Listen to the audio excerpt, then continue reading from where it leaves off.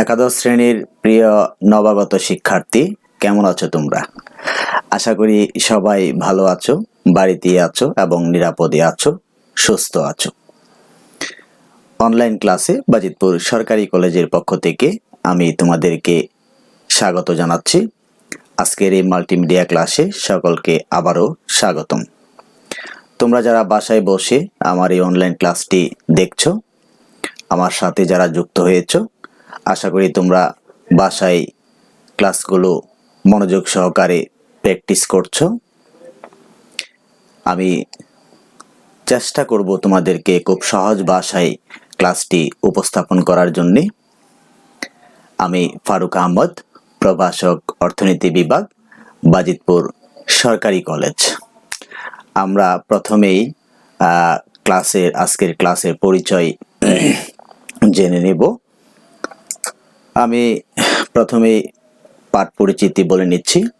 শ্রেণী একাদশ, দ্বাদশ শ্রেণী, মূলত সবাই ক্লাসটিতে অংশগ্রহণ করতে পারবে, কিন্তু আজকের এই ক্লাসটি তোমরা যারা একাদশ শ্রেণীতে আছো তোমাদের জন্যই মূলত তৈরি করা। বিষয় অর্থনীতি, প্রথম পত্র, প্রথম অধ্যায়, মৌলিক অর্থনৈতিক সমস্যা। আমরা প্রথম অধ্যায়ের গত ক্লাসটিও আমরা করেছি। আমরা গত ক্লাসটি করেছিলাম স্বল্পতা এবং নির্বাচন নিয়ে আলোচনা আমরা করেছি। আশা করি তোমরা বাসায় বসে সেগুলো প্র্যাকটিস করেছো। আজকে আমরা তারই ধারাবাহিকতায় পরবর্তী ক্লাস যেটি হওয়ার কথা তোমাদের পাঠ্য বইয়ে আছে, মৌলিক অর্থনৈতিক সমস্যা। আজকে যে বিষয়টি নিয়ে তোমাদের সাথে কথা বলবো, আলোচনা করব, সেটি হচ্ছে মৌলিক অর্থনৈতিক সমস্যা তোমরা ব্যাখ্যা করতে পারবে।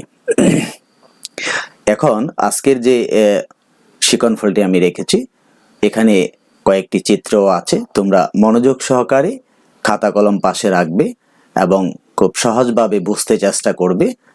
আজকের ক্লাসটি খুবই গুরুত্বপূর্ণ একটি ক্লাস।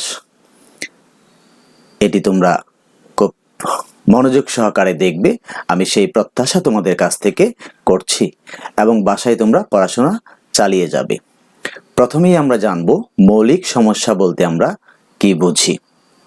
মৌলিক সমস্যা বলতে আমরা বুঝি সীমাহীন অভাব পূরণের উদ্দেশ্যে সীমিত সম্পদের নিয়োগ বিন্যাসই হলো মৌলিক অর্থনৈতিক সমস্যা। আমরা গত ক্লাসটিতে আলোচনা করেছিলাম মানুষের অসীম অভাব এবং সীমাবদ্ধ সম্পদ। এই অসীম অভাব এবং সীমাবদ্ধ সম্পদের যে নিয়োগ বিন্যাস, এই নিয়োগ বিন্যাস থেকেই মূলত মৌলিক অর্থনৈতিক সমস্যার সৃষ্টি হয়। এটিকে আমরা যদি ইংরেজিতে বলি, The central problem of economics is the allocation of scarce resource for the satisfaction of unlimited wants. আমি আবারও বলছি, The central problem of economics is the allocation of scarce resource for the satisfaction of unlimited wants. আমরা ইংরেজিতে সেটিকে মৌলিক অর্থনৈতিক সমস্যা বলে আখ্যায়িত করব।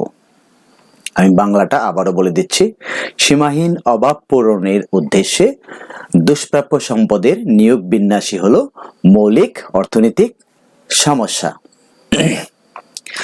এছাড়াও আমরা আরেকটু যদি এগিয়ে যাই, আমরা বলবো যে অর্থনীতিতে মূলত উৎপাদন, বন্টন এবং ভোগ এই সংক্রান্ত মানবীয় যে কর্মপ্রচেষ্টা প্রয়োজনের লক্ষ্যে বা প্রয়োজনের দিকে লক্ষ্য রেখে পরিচালিত হয়, এর যে প্রয়োগ, এই প্রয়োগ থেকে মূলত মৌলিক অর্থনৈতিক সমস্যাগুলোর সৃষ্টি হয়। আমি আগেই বলেছি, মূলত অর্থনৈতিক সমস্যার সৃষ্টি হয় মানুষের সীমাবদ্ধ সম্পদ এবং সীমাহীন অভাব, এই দুয়ের যে সমন্বয়, এখান থেকে মূলত মৌলিক অর্থনৈতিক সমস্যার সৃষ্টি হয়। আশা করি তোমরা মৌলিক অর্থনৈতিক সমস্যা বলতে কি বোঝায় তোমরা সহজেই বুঝতে পেরেছ। এখন আমরা দেখব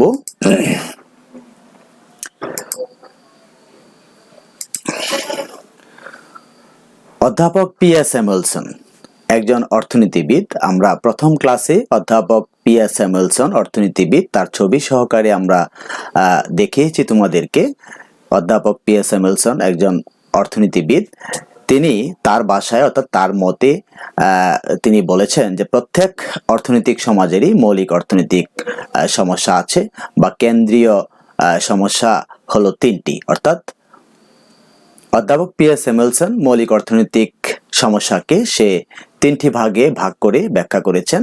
একটি হচ্ছে কি উৎপাদন করা হবে, আরেকটি হচ্ছে কি উপায়ে উৎপাদন করা হবে, আরেকটি হচ্ছে কার জন্য উৎপাদন করা হবে। অর্থাৎ অধ্যাপক পিয়া স্যামুয়েলসন মৌলিক অর্থনৈতিক সমস্যাগুলিকে তিনটি ভাগে ব্যাখ্যা করেছেন। তিন প্রকারের অর্থাৎ তিন ভাবে সে উনি ব্যাখ্যা করেছেন তার মতে। এক নম্বর, কি উৎপাদন করা হবে, কি উপায়ে উৎপাদন করা হবে, আরেকটি হচ্ছে কার জন্য উৎপাদন করা হবে। এই যে তিনটি মৌলিক অর্থনৈতিক সমস্যার সৃষ্টি হয়, এটি মূলত সৃষ্টি হয় মানুষের অসীম অভাব থেকে এবং সীমিত সম্পদের কারণে। কারণ মানুষ তার যে অসীম অভাব, এই অসীম অভাব সে সীমিত সম্পদ দিয়ে একসাথে সে সকল অভাবকে মোকাবেলা করতে পারে না বা পূরণ করতে পারে না। এই জন্যই তার তিনটি মৌলিক অর্থনৈতিক সমস্যার সৃষ্টি হয়। প্রথম যে মৌলিক অর্থনৈতিক সমস্যাটি সৃষ্টি হয় সেটি হচ্ছে সে কি উৎপাদন করতে চায় বা কি উৎপাদন করা হবে বা কতটুকু উৎপাদন করা হবে। অর্থাৎ যেহেতু তার সম্পদের পরিমাণ সীমাবদ্ধ, এই সীমাবদ্ধ সম্পদ দিয়ে সে কি উৎপাদন করবে বা কতটুকু উৎপাদন করবে, এটি তার প্রথম এবং প্রধানত মৌলিক সমস্যা।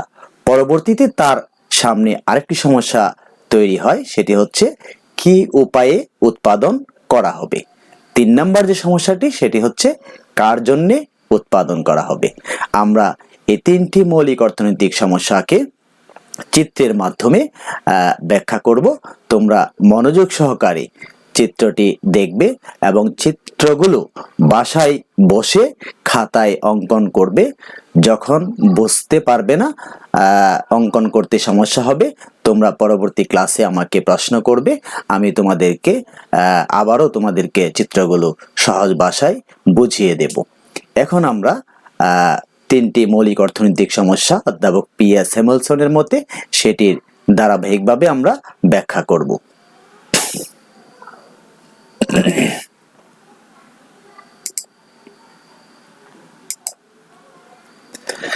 প্রথম যে সমস্যাটি সেটি হচ্ছে কি উৎপাদন করা হবে।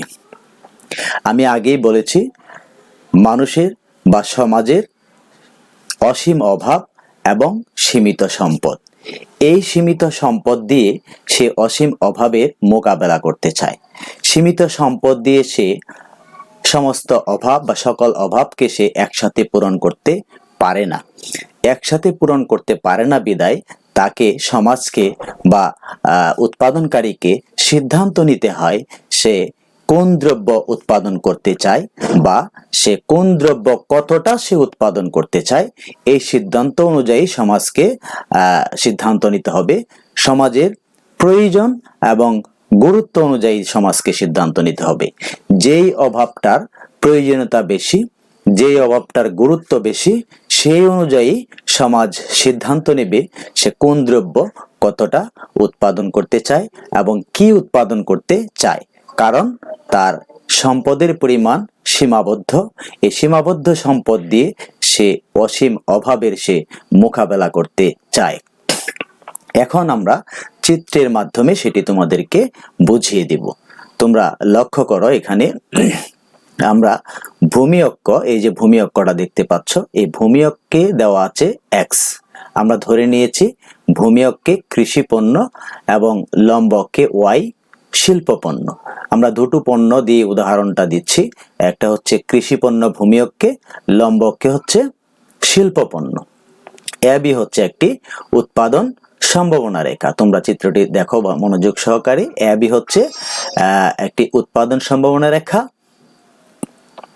এখন সমাজ যদি মনে করে তার কৃষি পণ্যের প্রয়োজনীয়তা বেশি, সে তার পুরা সম্পদ দিয়ে যদি সে কৃষি পণ্য উৎপাদন করতে চায়, তাহলে সে করতে পারে এই যে ও বি পর্যন্ত তার পুরা সম্পদ কৃষি পণ্য উৎপাদন করলে সে অবি পর্যন্ত উৎপাদন করতে পারে, অথবা সে যদি মনে করে, অর্থাৎ সমাজ যদি মনে করে তার শিল্প পণ্য উৎপাদন করা খুবই প্রয়োজন, অর্থাৎ পুরা সম্পদ দিয়ে সে শিল্প পণ্য উৎপাদন করবে, তাহলে সে উৎপাদন করতে পারে ও এ পর্যন্ত।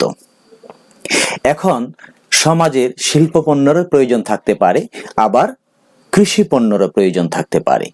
যদি সমাজ মনে করে যে তার কৃষি পণ্য অপেক্ষা শিল্প পণ্যের প্রয়োজনীয়তা একটু বেশি, তখন সে এবি রেখার ই বিন্দুতে, এই যে তোমরা খেয়াল করতে পারতেছো, এই যে আমি দেখাচ্ছি, এবি রেখার ই বিন্দুতে সমাজ তার উৎপাদন নির্ধারণ করতে পারে। যদি সে ই বিন্দুতে উৎপাদন নির্ধারণ করে, তাহলে তার ও, এই যে ও x1 পরিমাণ কৃষি পণ্য উৎপাদন হয় এবং ও y2 পরিমাণ শিল্প পণ্য উৎপাদন হয়। এক্ষেত্রে আমরা লক্ষ্য করছি ও y2 পরিমাণ শিল্প পণ্য উৎপাদন ও x1 অপেক্ষা বেশি, অর্থাৎ সমাজ প্রয়োজন মনে করলে ই বিন্দুতে সে শিল্প পণ্য বেশি উৎপাদন করতে পারে এবং কৃষি পণ্য সে কম উৎপাদন করতে পারে। আবার যদি সমাজ মনে করে যে না, আমার শিল্প পণ্য অপেক্ষা কৃষি পণ্যের প্রয়োজনীয়তা বেশি, তখন সে এবি রেখার এফ বিন্দুতে, এই যে তোমরা খেয়াল করতে পারতেছো, আমি দেখাচ্ছি মাউস পয়েন্টার দিয়ে, এফ বিন্দুতে সে উৎপাদন যদি করে, তাহলে তার কৃষি পণ্য উৎপাদন হয় ও x2 পর্যন্ত, এই যে ও x2 পর্যন্ত, এবং শিল্প পণ্য উৎপাদন করা যায় ও y1 পর্যন্ত, এই যে ও y1 পর্যন্ত। এক্ষেত্রে y দ্রব্যের পরিমাণ কমে যায় এবং x দ্রব্যের পরিমাণ বেড়ে যায়। সুতরাং সমাজকে সিদ্ধান্ত নিতে হবে তার কোন দ্রব্যের প্রয়োজনীয়তা এবং গুরুত্ব কতটুকু। সমাজের অভাবের গুরুত্ব এবং প্রয়োজনীয়তা অনুযায়ী সমাজ সিদ্ধান্ত নেবে সে কি উৎপাদন করবে এবং কতটুকু উৎপাদন করবে। আশা করি তোমরা প্রথম যে সমস্যাটি কি উৎপাদন করা হবে খুব সহজেই বুঝতে পেরেছো। এরপরেও তোমরা যদি বুঝতে সমস্যা হয়, আমি পরবর্তী ক্লাসে আবারও তোমাদেরকে আমি বুঝিয়ে দিতে চেষ্টা করব। এখন আমরা চলে যাব 2 নম্বর সমস্যার মধ্যে। কি উপায়ে উৎপাদন করা হবে?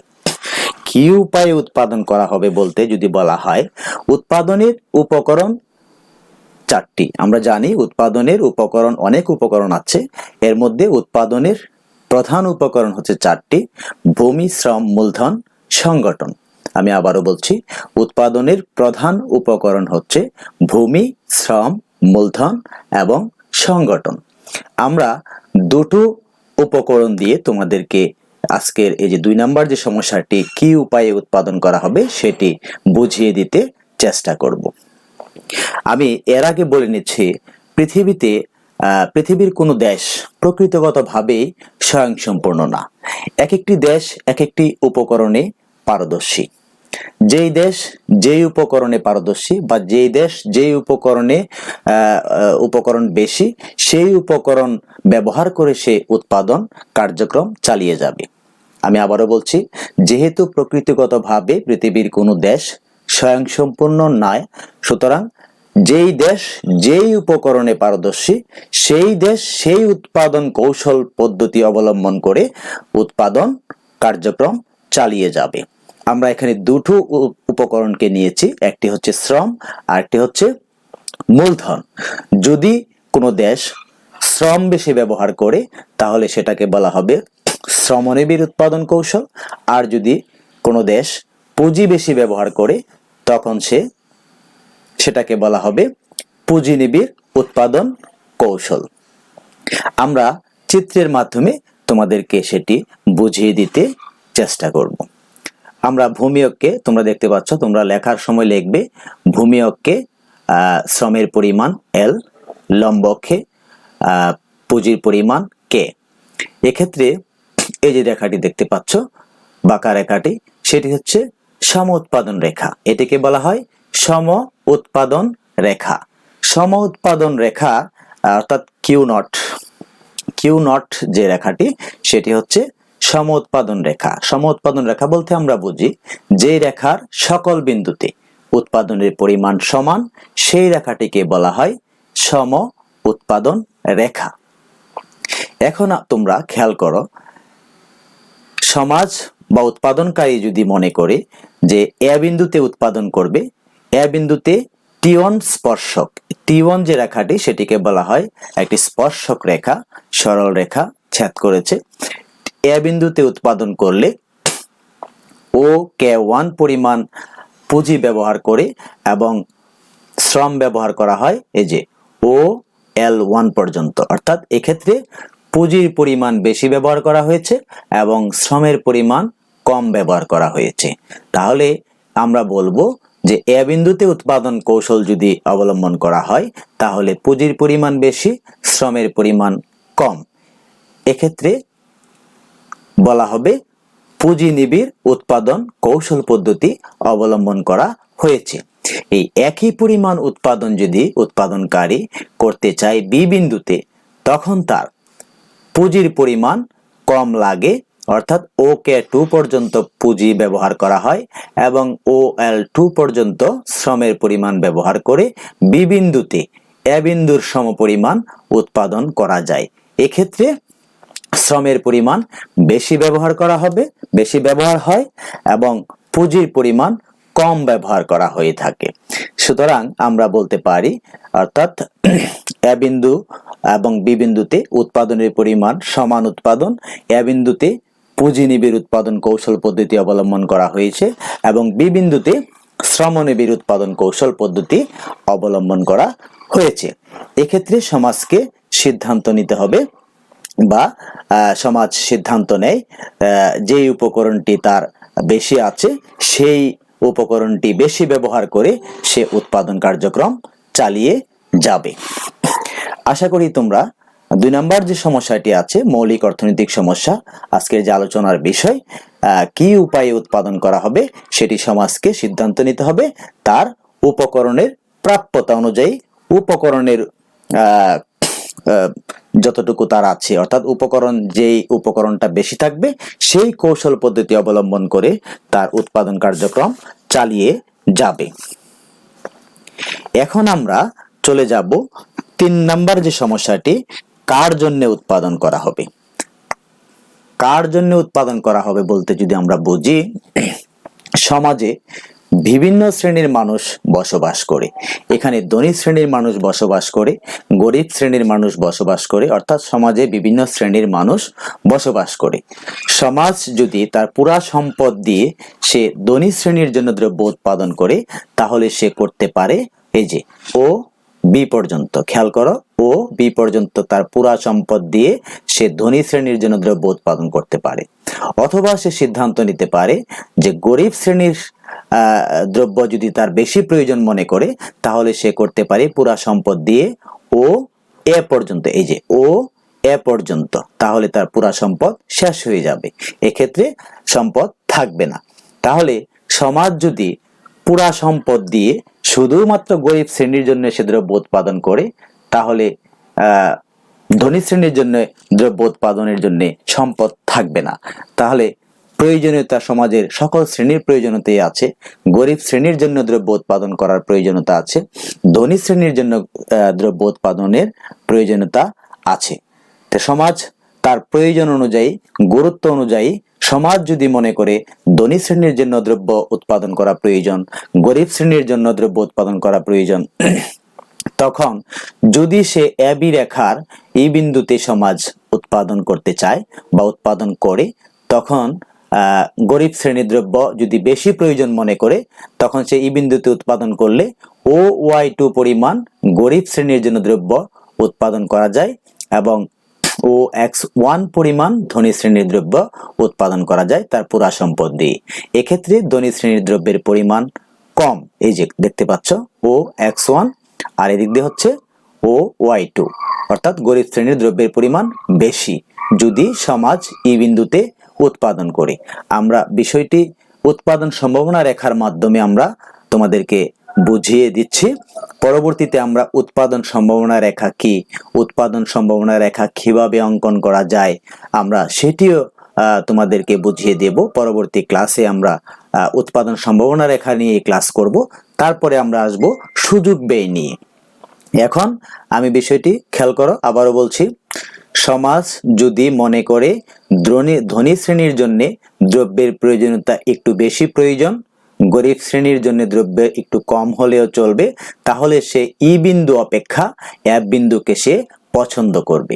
এফ বিন্দুকে যদি সমাজ পছন্দ করে নেয়, তাহলে ধনী শ্রেণীর দ্রব্যের পরিমাণ বাড়ে OX2 পর্যন্ত এবং গরিব শ্রেণীর দ্রব্যের পরিমাণ কমে যায় OY2 থেকে, এই যে খেয়াল করো, OY2 থেকে OY1 পর্যন্ত।